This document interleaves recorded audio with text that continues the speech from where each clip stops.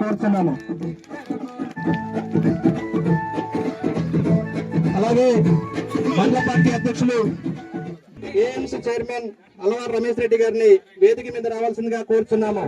అలాగే Madiga corporation development director వాస ముని గారిని వేదిక మీదగా రావాల్సిందిగా కోరుతున్నాము. గారిని కూడా వేదిక మీద రావాల్సి. అలాగే జస్టిస్